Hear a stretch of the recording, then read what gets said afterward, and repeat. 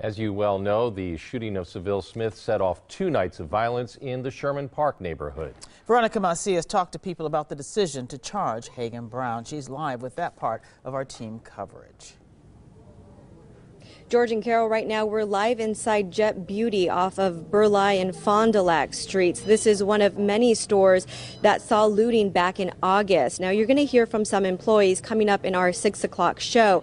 Community members tell me that they are happy to see this store reopen and are happy to hear about some charges coming down for the former Milwaukee police officer Dominique Hagan Brown. Still, they tell me charging him is only part of the solution to many underlying problems here in Sherman Park.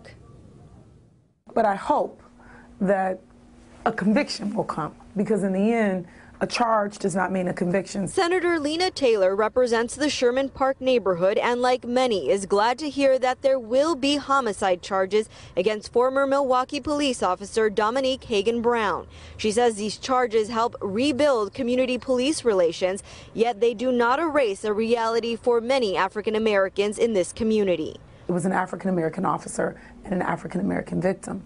However, the truth of the matter is that when you see, whether it's a boy carrying a turkey running down the street or a man who is licensed to carry, if when you see them, you see criminal. The Sherman Park Neighborhood Association is housed where a lot of the violence unraveled, next to a BMO Harris Bank and a beauty supply store that were looted in the days that followed Seville Smith's shooting.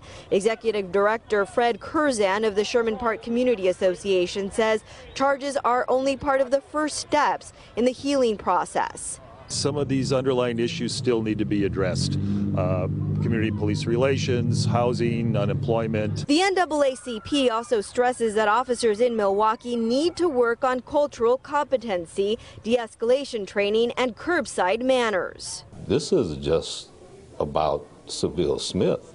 This is about a culture in the police department which this police officer alluded to, is that he could get away with anything. So when you change that mentality within the police department, that's when justice prevails. Coming up at 6 o'clock, hear from Jet Beauty employees who are happy to finally have their jobs back. Reporting live in Sherman Park, Veronica Macias, today's TMJ4. Veronica, thank you very much. And don't